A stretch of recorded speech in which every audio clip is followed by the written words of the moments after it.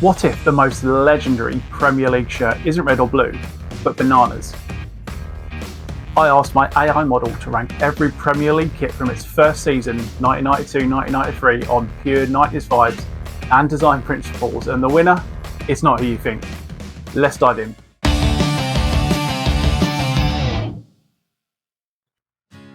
The 1992-93 Premier League season wasn't just the birth of a new league, it was a big bang for kit design. It was a beautiful riot of colour and chaos, a time when designers were let off the leash and splashed rave culture all over the pitch. Some were gorgeous, some were baffling, but every single one was memorable. For decades we've argued about which was best, and in honour of this I've donned the craziest dual shirt I have in my wardrobe. I've decided to take the human element out of it. I've handed the job over to my AI model, feeding it data on every home and away kit from that 92-93 season, the patterns, the cultural impact, the boldness of it all. So in this video we're counting down the top 10 Premier League kits from its inaugural season, as ranked by the machine. Get ready for some forgotten classics, some controversial picks, and finally see which shirt the data says is number one.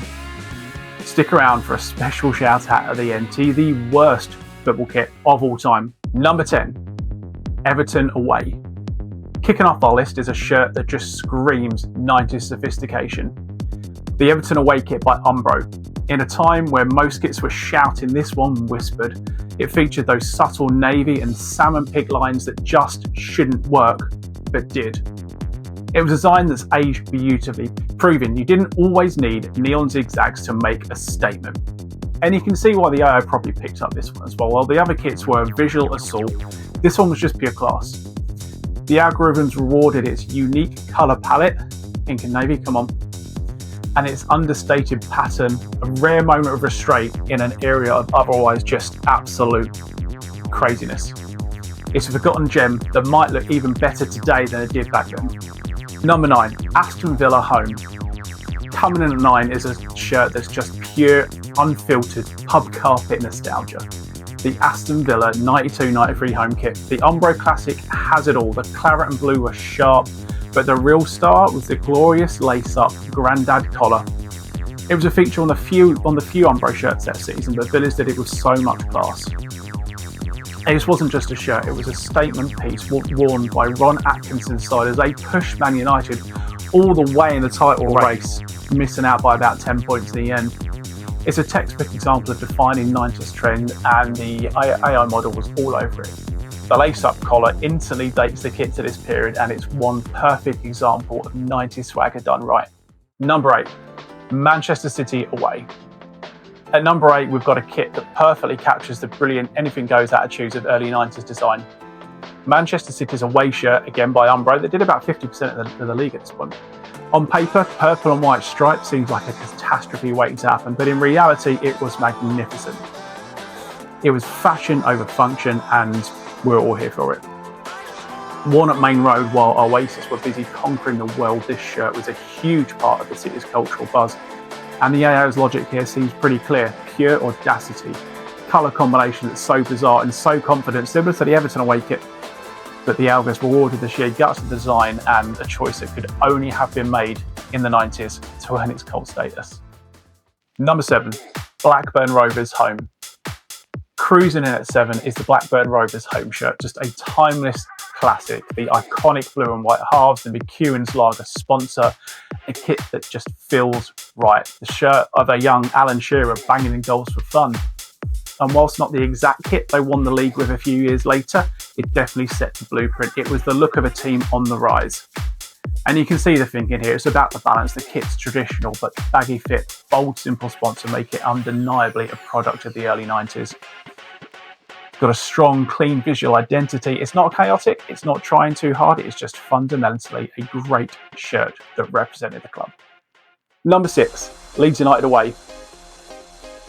Conversely to the simple, clean design of Blackburn home, we've got Leeds United away. A kit that looks like a dial-up modem's had a beautiful meltdown. This Leeds United away shirt by Admiral is just pure, unadulterated chaos.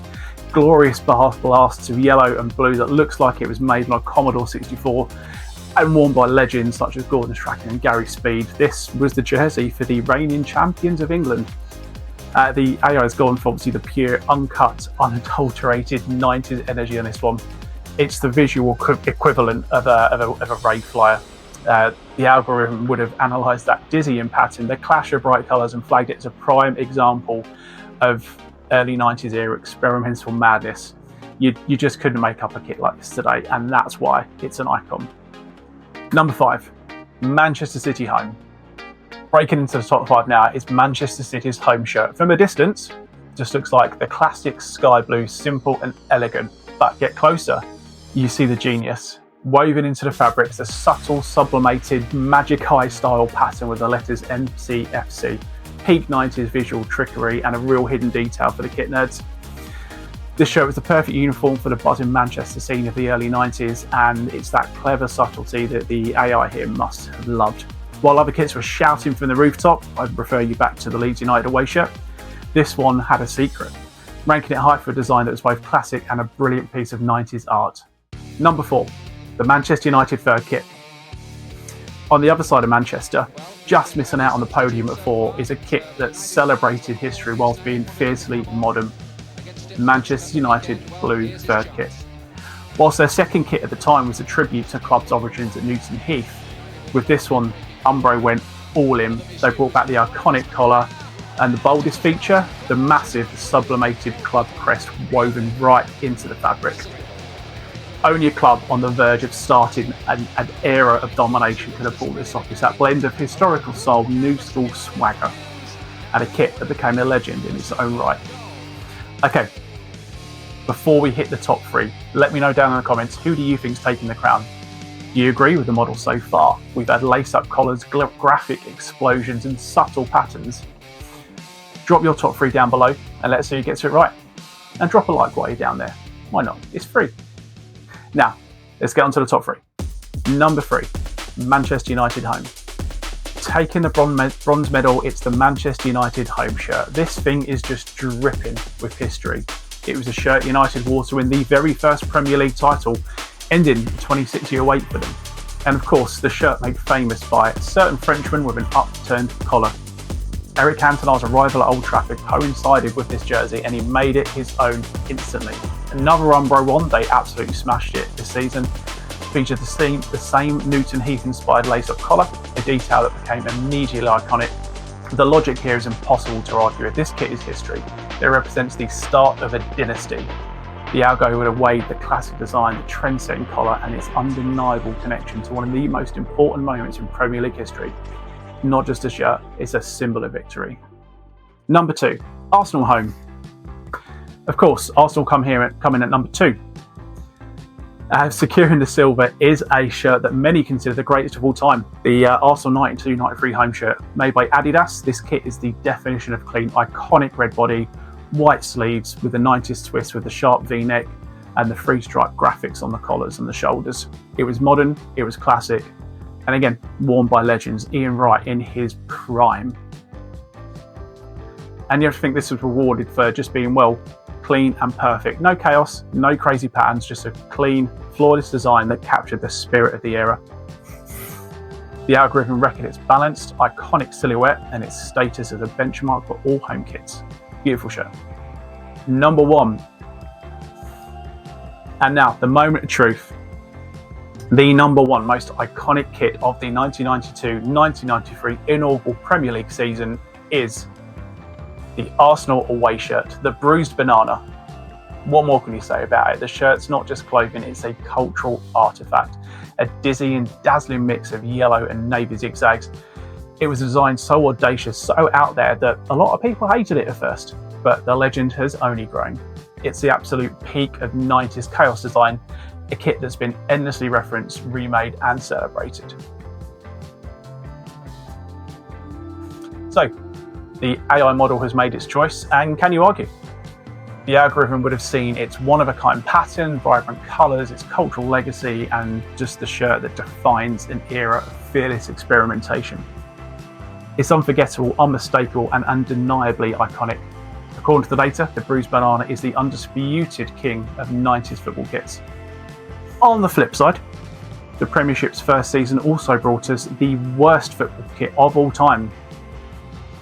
Of course, Liverpool's away shirt. The iconic green monstrosity. Has there been a more horrific kit in football history? I don't think so. Let me know down there if there has.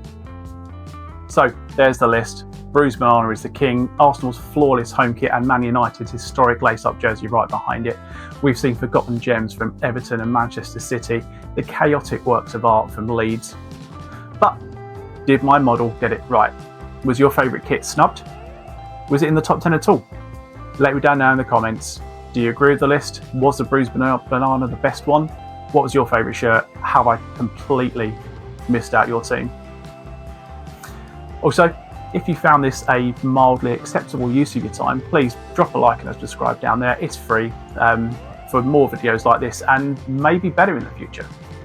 And until next time, stay peachy.